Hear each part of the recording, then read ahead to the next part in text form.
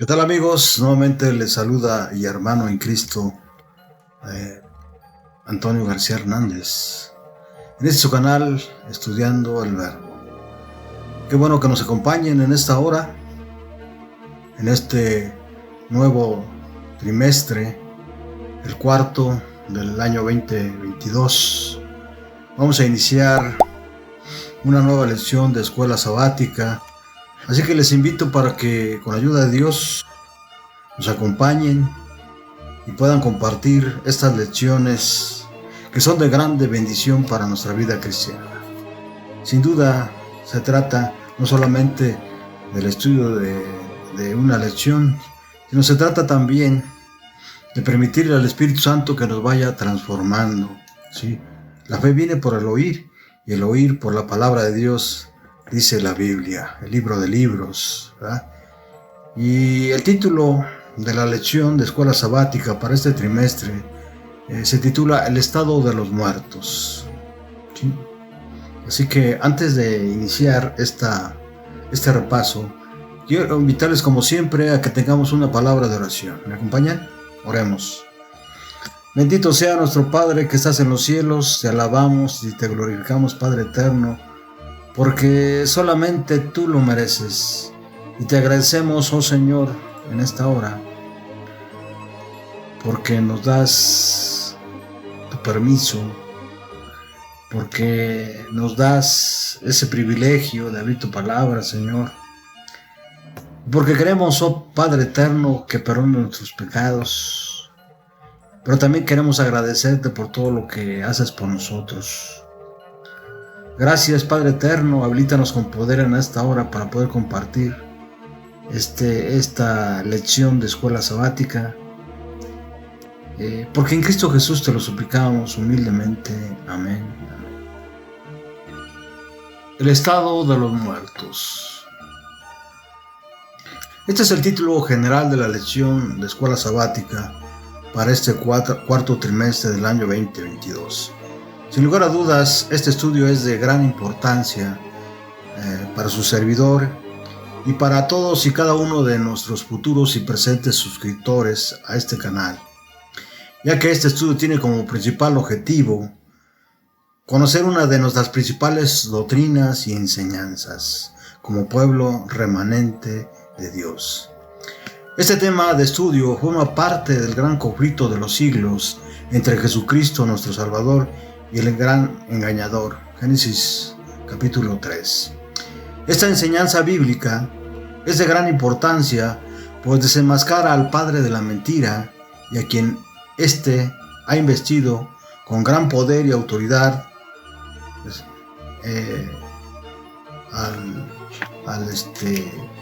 al cuerno pequeño en el mundo. Pues desde los primeros siglos de nuestra era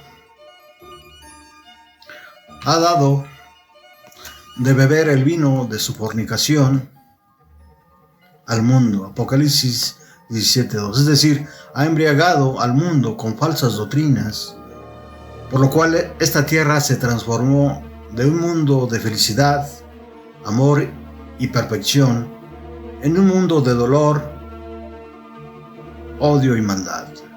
¿Ya? Cuando nos referimos a fornicación, nos estamos refiriendo a una alianza ilícita de los falsos cristianos con otro señor que no es Cristo. En este caso, una unión político-religiosa entre una iglesia apóstata y las naciones de la tierra. ¿Verdad? Isaías 23:15, Isaías 23:17 y Apocalipsis 17:5. La rebelión en un universo perfecto es el título de la lección número 1 para el 1 de octubre del año 2022. Y como siempre, estimados amigos y hermanos en Cristo, quiero invitarles para que vayamos a la palabra de Dios. Tomen sus Biblias, el libro de libros, la palabra de Dios. Vayamos rápidamente al libro de Isaías, al capítulo 14, versículo 12.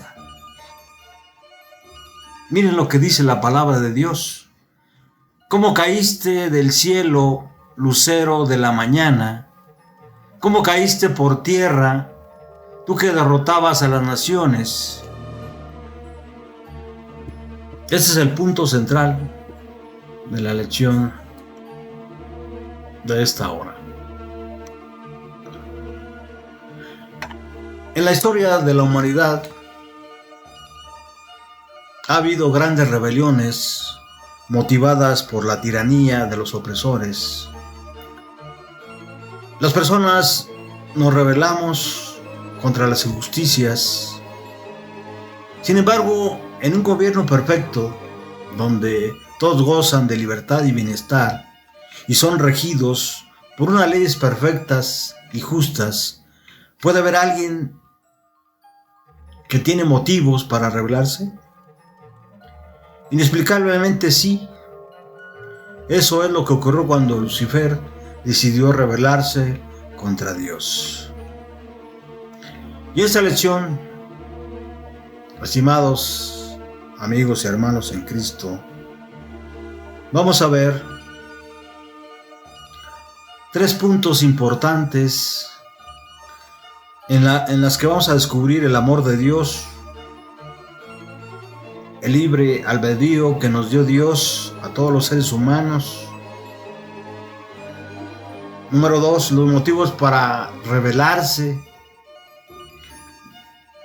Por lo menos hay 2, la ingratitud y el orgullo. Y también vamos a ver los motivos para preocuparse, el gran conflicto.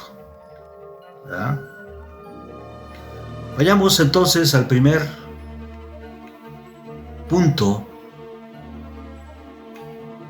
¿Qué es lo que nos motiva para ser leales?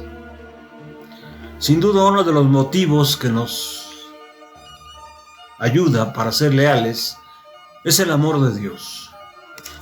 Para ello quiero invitarles a que me acompañen rápidamente a la Biblia en 1 de Juan 4:16. 1 de Juan 4:16. ¿Qué dice la palabra de Dios? ¿Cómo está escrito?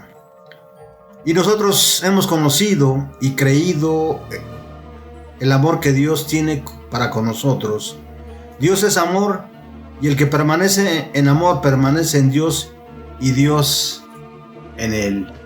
¿Qué significa esto, hermanos?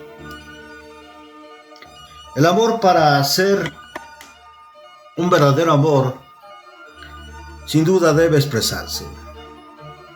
Es un principio, ¿verdad? No es un sentimiento, es un principio. Y Dios expresó su amor entre las 3 personas que componen la deidad. Después, el amor motivó a crear a otros seres con quienes podemos compartir ese amor. Todos los seres que Él ha creado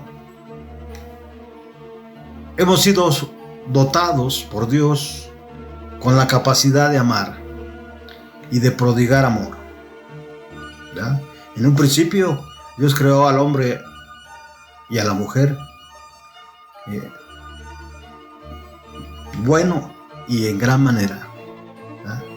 Perfectos. Además, al crear las leyes que rigen el gobierno divino, estas se basaron también en el principio del amor. Por esta razón, el pecado, que no es otra cosa que ir en contra de las leyes de Dios, es decir, la rebelión contra las leyes de Dios, las leyes divinas, ¿verdad? Nunca tendría que haber existido, ni pudo haber sido creado por Dios, ¿verdad? Así que una de las cosas que nos motiva para ser leales, sin duda es el amor a Dios. No es el dinero, ni una posición económica, ni el amor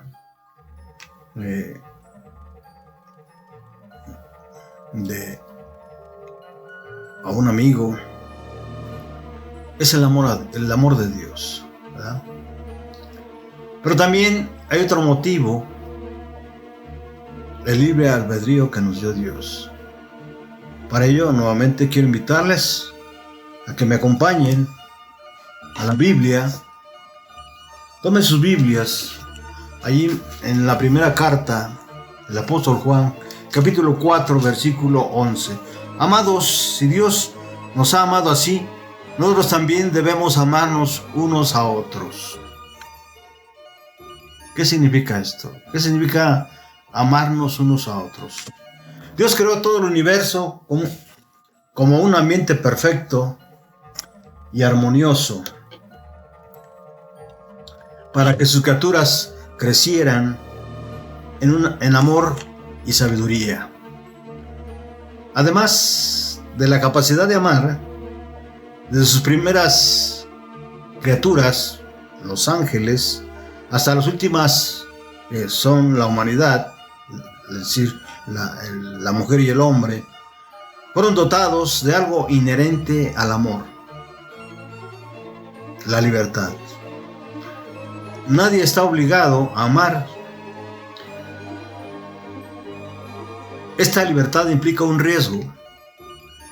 Puede elegir no amar. No podemos explicar por qué ocurrió, pero ocurrió. Y así se introdujo el pecado en el universo. Ya dijimos que pecado es no guardar las leyes divinas, ¿verdad? No guardar las leyes divinas, rebelarse contra las leyes divinas, ¿verdad? A pesar de ser totalmente contrario a su naturaleza, Dios permitió la existencia del pecado, pero a un alto costo: la vida de su Hijo. Vamos a la Biblia rápidamente, ahí al versículo 10 de Primera de Juan, capítulo 4. Miren lo que dice la Biblia. Y en esto consiste el amor, no en que nosotros hayamos amado a Dios, sino en que Él nos amó a nosotros y envió a su Hijo en propiciación por nuestros pecados. Entonces dijimos que pecado es transgresión de la ley de Dios, ¿verdad? Cuando hablamos de pecado es transgredir la ley de Dios, de acuerdo también a lo que dice el apóstol Juan ahí en sus epístolas. Ahora, ¿hay motivos para rebelarnos? El ser humano siempre busca un motivo para rebelarse, ¿verdad? Y uno de los motivos naturales que en un principio no existían en el ser humano fue después de la caída de Adán y Eva, cuando entró también como una enfermedad, como un virus, una serie de conductas que no eran inherentes al hombre ni a la mujer, pero que después del pecado fueron introducidas por el enemigo de las almas.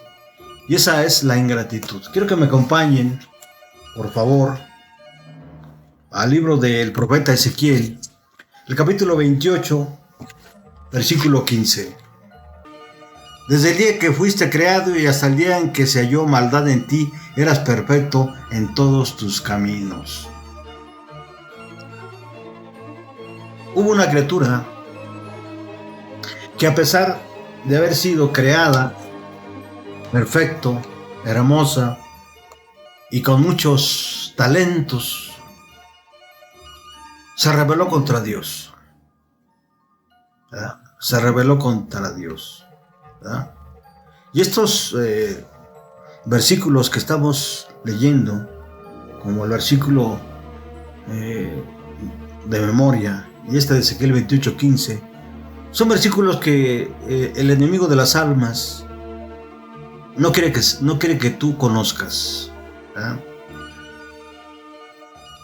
Miren lo que dice Ezequiel 28 del 12 al 19. Ezequiel 28 del 12 al 19. Vamos a ver todo una radiografía, todo un currículum de una criatura que Dios creó y que fue la primera que se rebeló contra Dios. Fue la primera que transgredió la ley de Dios. Ezequiel 28 del 12 al 19. Hijo de hombre, dedícale un lamento al rey de Tiro y dile de mi parte, tú tan lleno de sabiduría y de hermosura tan perfecta, eras el sello de perfección. De entrada, cualquiera pensaría que la palabra de Dios está diciendo que está hablando del rey de Tiro. Sin embargo, más adelante, a partir del versículo 13, vamos a ir descubriendo y desenmascarando a ese ser creado, lleno de sabiduría y de hermosura tan perfecta, y que era sello de la perfección. Versículo 13.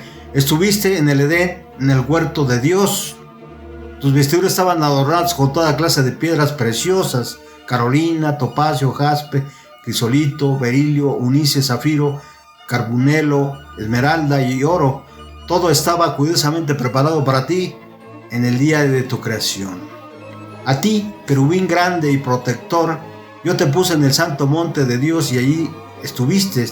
Te paseabas en medio de las piedras encendidas desde el día que fuiste creado y hasta el día en que se halló maldad en ti. Eras perfecto en todos tus caminos. Versículo 16. Pero por tantos negocios que hacías te fuiste llenando de iniquidad y pecaste. Por eso, querubín protector, yo te expulsé del monte de Dios y te arrojé lejos de las piedras encendidas. Era tanta tu hermosura que tu corazón se envaneció. Por causa de tu esplendor corrompiste tu sabiduría, y por eso te haré rodar por tierra y te expondré al ridículo delante de los reyes. Y es que profanaste tus santuarios con tus muchas maldades y con tus perversos negocios. Por eso yo hice de ti que saliera fuego para que te consumiera, y te hice rodar por el suelo a la vista de todos los que te admiran. Versículo 19. Todos los pueblos que te conocieron se sorprenderán al verte y serás motivo de espanto, y para siempre dejarás de existir. Usando al rey de Tiro como ejemplo, Dios mostró al profeta Ezequiel cómo surgió la rebelión en el corazón de Lucifer. Número 1. Fue creado perfecto y lleno de hermosura. Versículos del 12 al 13. Se le asignó un cargo de máxima responsabilidad. Versículo 14. Y apareció en él la maldad y tuvo que ser expulsado del cielo. Versículos 15 y 16. Número 4. Se envaneció por su hermosura y quiso que lo respetasen a él en lugar de Dios. Versículos 17 al 18. Dejó de estar agradecido por Dios por haberse creado hermoso y se consideró más importante de lo que en realidad era. Usando su libre albedrío, se rebeló contra su creador. Vamos al siguiente punto. ¿Qué nos motiva a ser desleales a Dios? El orgullo, ¿verdad? El orgullo nos motiva casi siempre a ser desleales a Dios. Vamos rápidamente a la palabra de Dios, al libro de libros, al libro del profeta Isaías, al capítulo 14. Estos son versículos que tenemos que tener muy en cuenta, porque si nosotros de repente nos preguntamos ¿Por qué razón tenemos esta imperfección de carácter? ¿Por qué razón reaccionamos de una manera totalmente opuesta al amor? ¿Verdad? Vemos aquí una de las razones principales. Isaías 14:14, ¿qué dice la palabra de Dios? Subiré hasta las altas nubes y seré semejante al Altísimo. En Isaías del capítulo 14, versículos de 2 al 15, Dios revela otras de las motivaciones que llevaron a Lucifer a rebelarse contra Dios: el orgullo.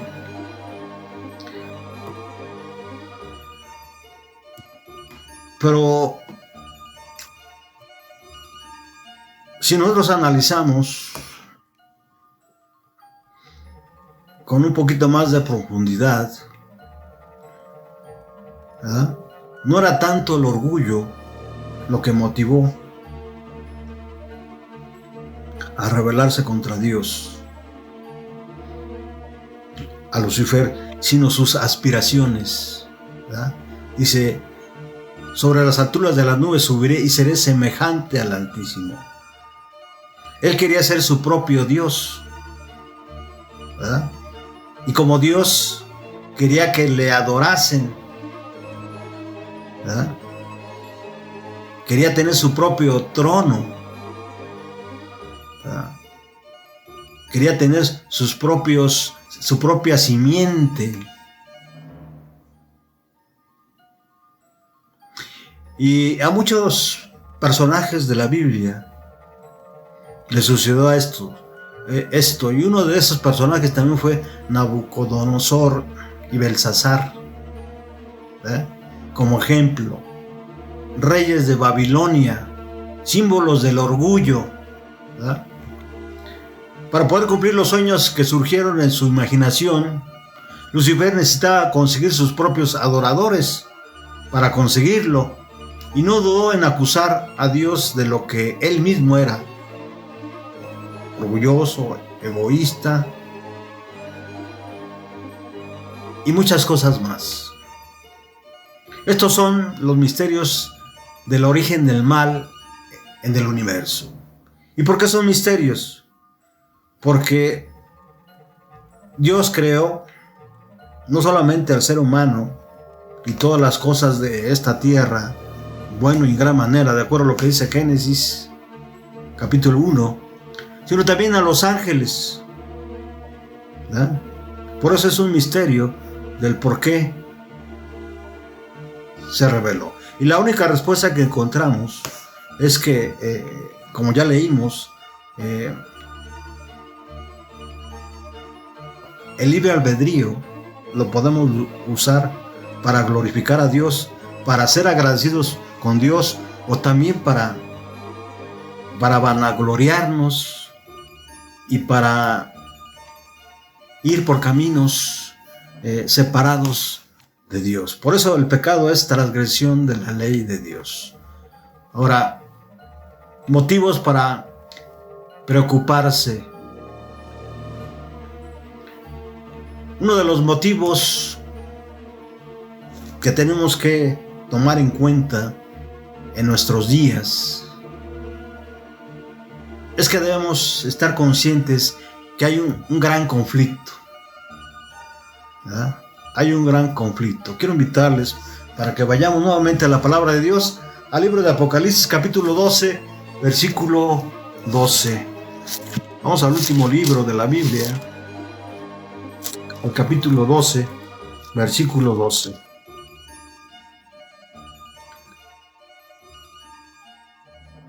Alégrense por eso, ustedes de los cielos, alégrense ustedes que los habitan, pero hay de ustedes los que habitan la tierra y el mar. Y te preguntarás por qué. ¿Ah? Porque el diablo ha llegado a ustedes lleno de ira, porque sabe que le queda poco tiempo. Dios no pasará por alto tanto las transgresiones a su ley de parte de Lucifer y de parte también de los impíos, ¿verdad? Pero aquí lo interesante es que la Biblia nos revela que Satanás ha sido arrojado a la tierra y sin duda se ha encargado de generar ese gran conflicto de los siglos en la que ha instaurado diversos sistemas de adoración para confundir a todos los que se rebelan con Dios, ¿verdad? Ha creado todas las religiones, ¿verdad? Diversas religiones, diversas formas de adoración, ¿verdad? Y todo esto ¿qué es? Todo esto es un engaño. Mientras Dios no quiere que nadie se pierda, sino que todos vengan al arrepentimiento, en el caso de Lucifer, quiere que toda la obra de Dios se pierda, ¿verdad? Y tenemos motivos para preocuparnos porque lo que ocurrió en el cielo hace miles de años, hace ya casi 6,000 años, ¿ya? Para ser más específicos, ¿ya? Entonces, ¿debemos preocuparnos? Por supuesto que sí. Apocalipsis nos dice que el rebelde Lucifer, simbolizado por el dragón, la serpiente antigua,